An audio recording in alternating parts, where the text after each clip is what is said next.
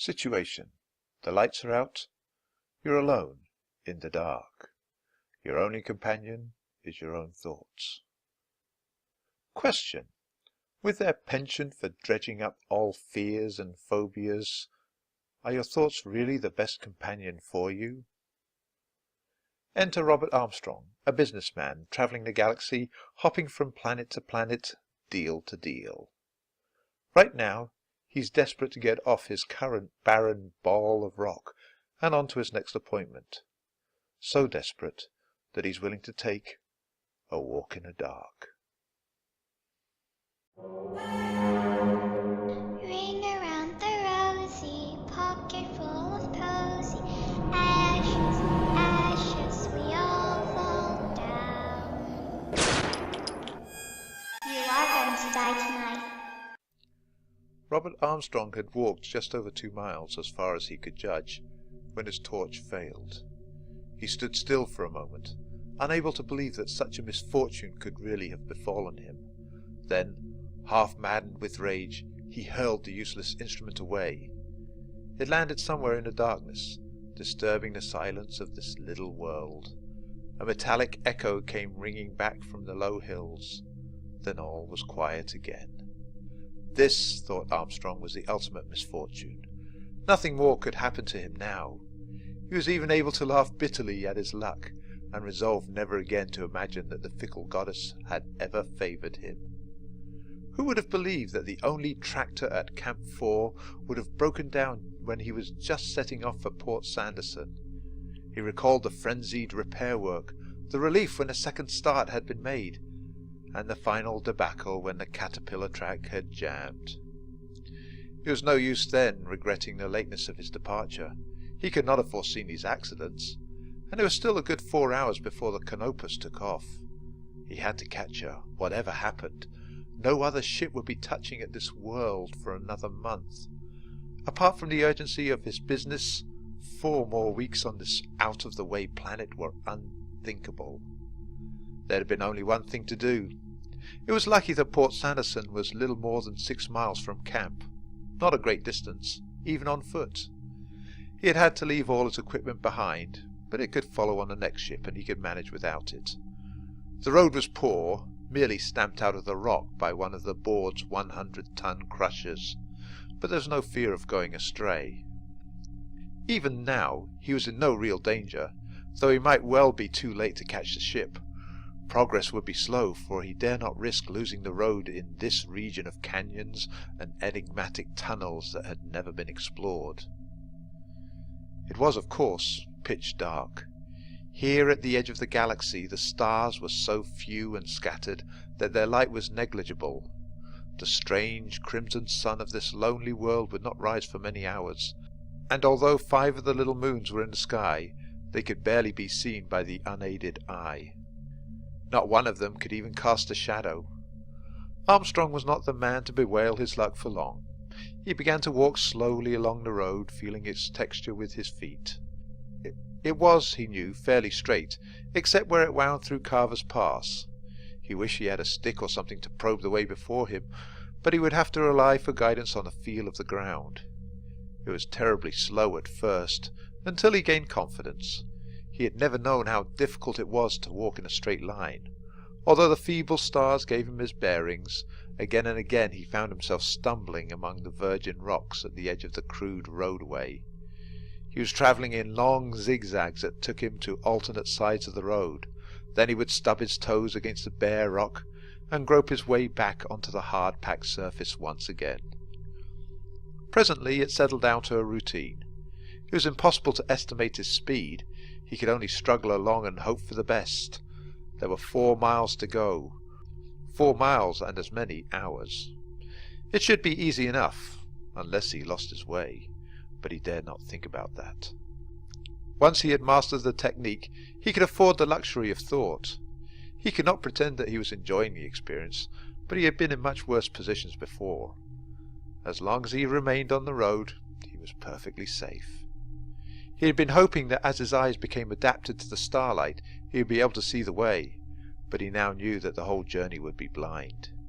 The discovery gave him a vivid sense of his remoteness from the heart of the galaxy. On a night as clear as this, the skies of almost any other planet would have been blazing with stars.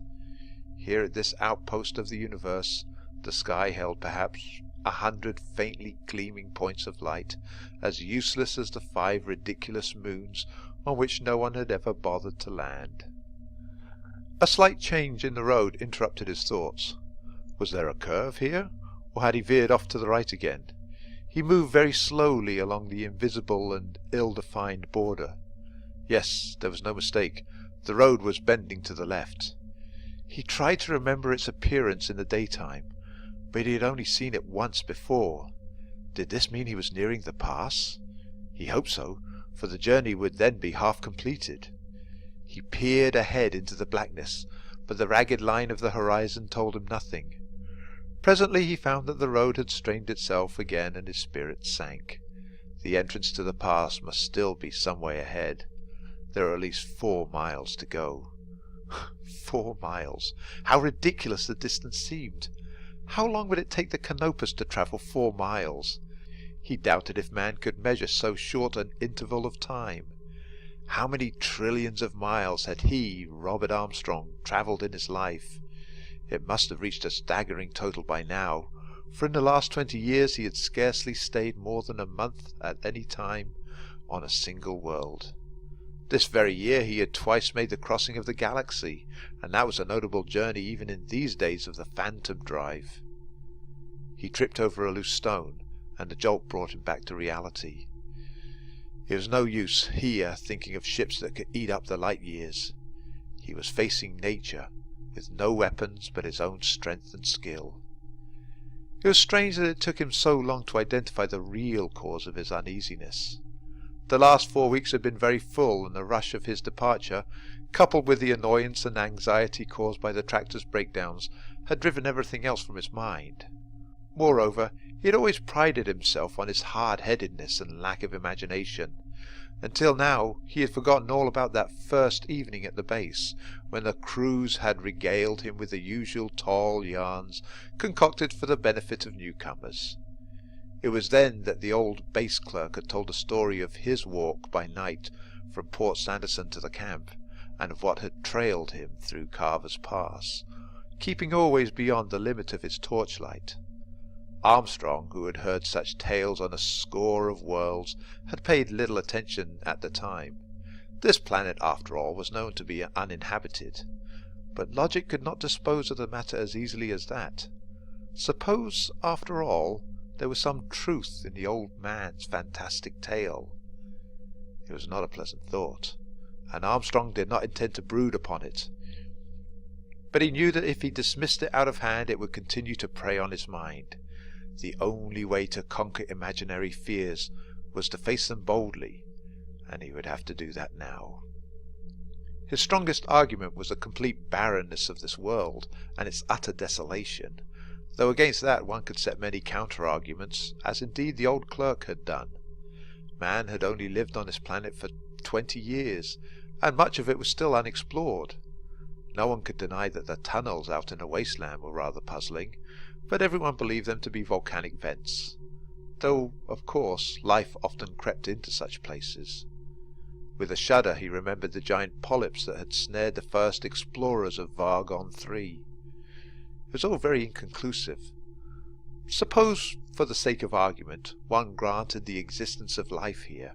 What of that? The vast majority of life forms in the universe were completely indifferent to man.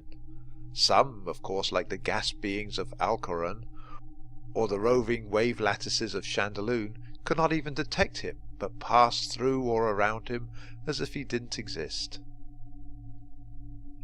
Others were merely inquisitive, some embarrassingly friendly. There were few indeed that would attack unless provoked. Nevertheless, it was a grim picture that the old store's clerk had painted. Back in the warm, well-lighted smoking room, with the drinks going around, it had been easy enough to laugh at it. But here in the darkness, miles from any human settlement, it was very different.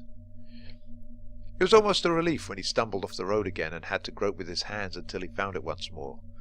There seemed a very rough patch, and the road was scarcely distinguishable from the rocks around. In a few minutes, however, he was safely on his way again. It was unpleasant to see how quickly his thoughts returned to the same disquieting subject. Clearly it was worrying him more than he cared to admit. He drew consolation from one fact.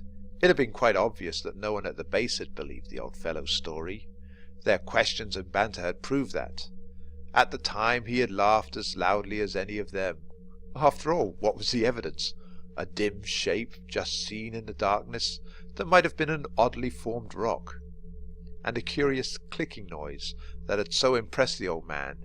Anyone could imagine such sounds at night, if they were sufficiently overwrought. If it had been hostile, why hadn't the creature come any closer? "Because it was afraid of my light," the old chap had said. Well, that was plausible enough. It would explain why nothing had ever been seen in the daylight. Such a creature might live underground, only emerging at night. Damn it, why was he taking the old idiot's raving so seriously? Armstrong got control of his thoughts again. If he went on this way, he told himself angrily, he would soon be seeing and hearing a whole menagerie of monsters. There was, of course, one factor that disposed of the ridiculous story at once. It was really very simple. He felt sorry he hadn't thought of it before. What would such a creature live on?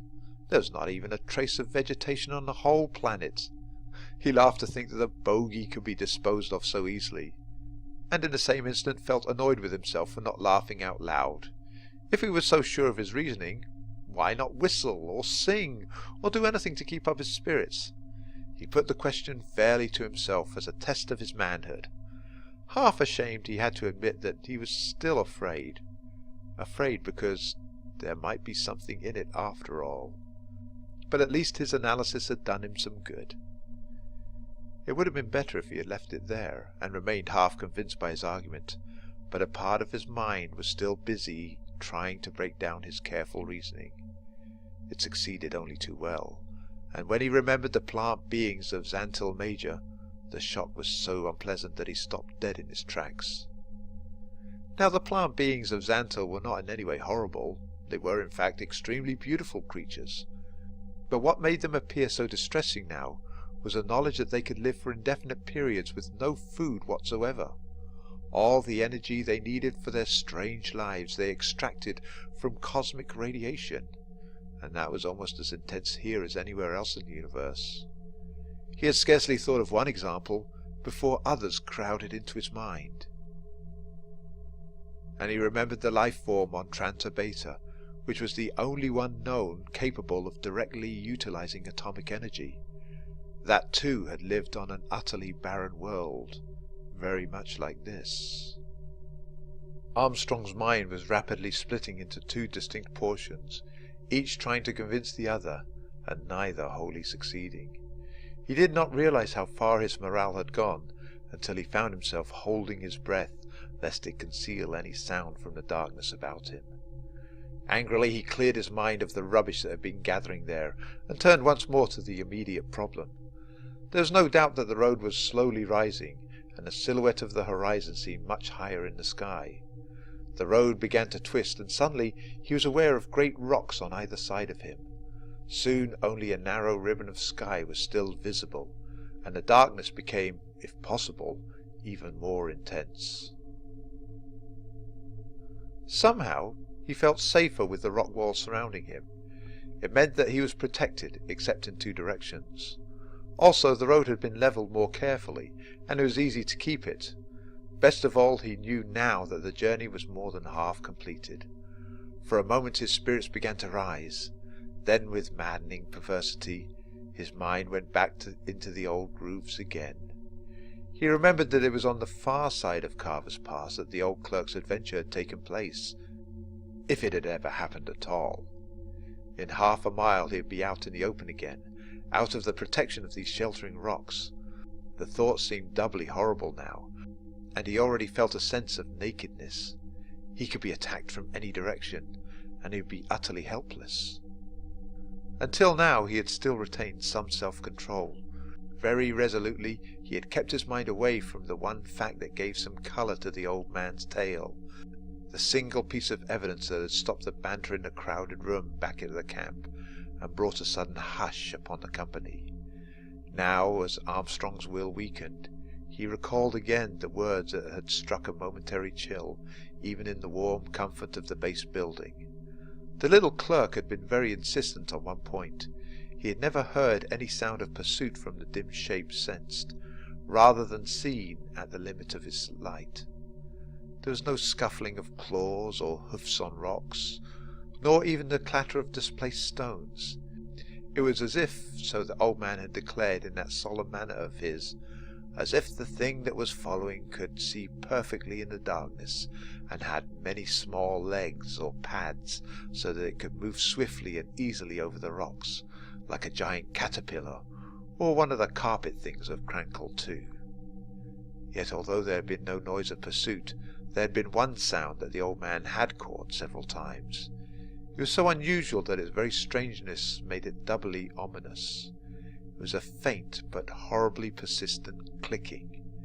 The old fellow had been able to describe it very vividly, too much vividly for Armstrong's liking now. "Have you ever listened to a large insect crunching its prey?" he said. "Well, it was just like that. I imagine that a crab makes exactly the same noise with its claws when it clashes them together. It was what's the word? A chitinous sound." At this point Armstrong remembered laughing loudly. Strangely how it was all coming back to him now. No one else had laughed. They had been quick to do so earlier. Sensing the change of tone, he had sobered up at once, and asked the old man to continue his story. How he wished now that he had stifled his curiosity. The next day a party of sceptical technicians had gone into the no-man's land beyond Carver's Pass. They were not sceptical enough to leave their guns behind, but they had no cause to use them, for they found no trace of any living being. There were the inevitable pits and tunnels, glistening holes down which the light of their torches rebounded endlessly until it was lost in the distance. But the planet was riddled with them. Though the party found no sign of life, it discovered one thing it did not like at all. Out in the barren and unexplored land beyond the pass, they had come upon an even larger tunnel than the rest. Near the mouth of that tunnel was a massive rock, half embedded in the ground, and the sides of that rock had been worn away as if it had been used as an enormous whetstone. No less than 5 of those present had seen this disturbing rock. None of them could explain it satisfactorily as a natural formation, but they still refused to accept the old man's story. Armstrong had asked them if they had ever put it to the test. There had been an uncomfortable silence, and then big Andrew Hargraves had said, "Hell, who'll walk out to the pass at night just for fun?" and had left it at that. Indeed, there was no other record of anyone walking from Port Sanderson to the camp by night, or for that matter by day. During the hours of light, no unprotected human could live in the open beneath the rays of the enormous, lurid sun that seemed to fill half of the sky. And no one would walk 6 miles wearing radiation armor if the tractor was available. Armstrong felt that he was leaving the pass. The rocks on either side were falling away, and the road was no longer as firm and well packed as it had been. He was coming out into the open plain once more, and somewhere, not far away in the darkness, was that enigmatic pillar that might have been used for sharpening monstrous fangs or claws. It was not a reassuring thought, but he could not get it out of his mind. Feeling distinctly worried now, Armstrong made a great effort to pull himself together. He would try to be rational again. He would think of business, the work he had done at the camp, anything but this infernal place. For a while he succeeded quite well, but presently, with a maddening persistence, every train of thought came back to the same point. He could not get out of his mind the picture of that inexplicable rock and its appalling possibilities. Over and over again he found himself wondering how far away it was, whether he had already passed it, and whether it was on his right or his left. The ground was quite flat again, and the road drove on straight as an arrow. There was one gleam of consolation. Port Sanderson could not be more than 2 miles away. Armstrong had no idea how long he had been on the road. Unfortunately, his watch was not illuminated, and he could only guess at the passage of time. With any luck, the Canopus should not take off for another 2 hours at least. But he could not be sure, Now another fear began to enter his mind, the dread that he might see a vast constellation of lights rising swiftly into the sky ahead, and know that all this agony of mind had been in vain. He was not zigzagging so badly now, and seemed to be able to anticipate the edge of the road before stumbling off it. It was probable, he cheered himself by thinking, that he was travelling almost as fast as if he had a light. If all went well, he might be nearing Port Sanderson in 30 minutes, a ridiculously small space of time. How he would laugh at his fears when he strolled into his already reserved stateroom in the Canopus, and felt that peculiar quiver as a phantom drive hurled the great ship far out of the system, back to the clustered star clouds near the centre of the galaxy, back toward Earth itself, which he had not seen for so many years. One day, he told himself, he really must visit Earth again. All his life he had been making the promise, but always there had been the same answer: lack of time. Strange, wasn't it, that such a tiny planet should have played so enormous a part in the development of the universe, should even have come to dominate worlds far wiser and more intelligent than itself? Armstrong's thoughts were harmless again, and he felt calmer. The knowledge that he was nearing Port Sanderson was immensely reassuring, and he deliberately kept his mind on familiar, unimportant matters. Carver's past was already far behind, and with it that thing he no longer intended to recall. One day, if he ever returned to this world, he would visit the past in the daytime and laugh at his fears. In 20 minutes now, they would have joined the nightmares of his childhood. It was almost a shock, though one of the most pleasant he had ever known, when he saw the lights of Port Sanderson come up over the horizon. The curvature of this little world was very deceptive. It did not seem right that a planet with a gravity almost as great as Earth's should have a horizon so close at hand. One day, someone would have to discover what lay at this world's core to give it so great a density. Perhaps the tunnels would help. It was an unfortunate turn of thought. But the nearness of its goal had robbed it of terror now. Indeed, the thought that he might really be in danger seemed to give his adventure a certain piquancy and heightened interest. Nothing could happen to him now, with 10 minutes to go and the lights of the port already in sight. A few minutes later, his feelings changed abruptly when he came to the sudden bend in the road. He had forgotten the chasm that had caused his detour, and added 1/2 a mile to the journey.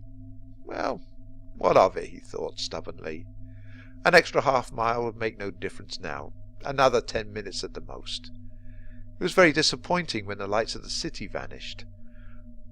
Armstrong had not remembered the hill which the road was skirting. Perhaps it was only a low ridge, scarcely noticeable in the daytime.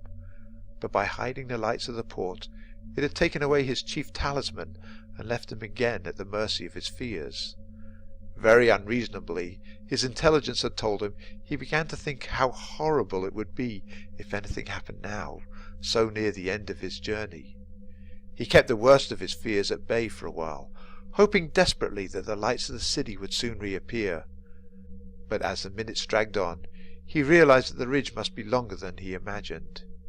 He tried to cheer himself up by the thought that the city would be all the nearer when he saw it again, but somehow logic seemed to have failed him now, for presently he found himself doing something he had not stooped to, even out in the waste by Carver's Pass.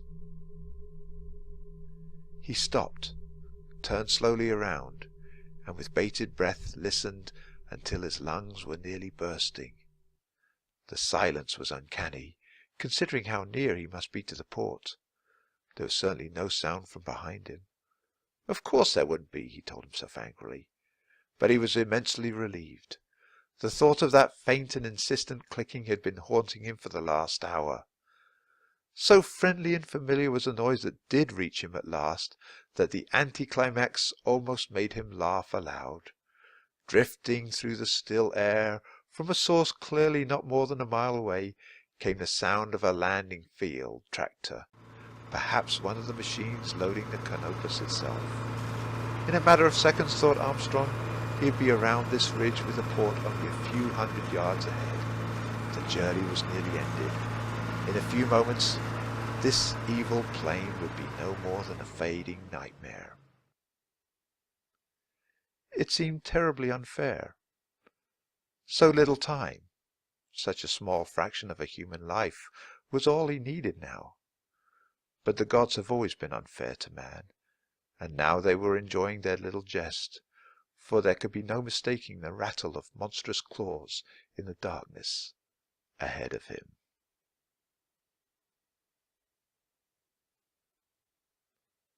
Good night and sweet dreams.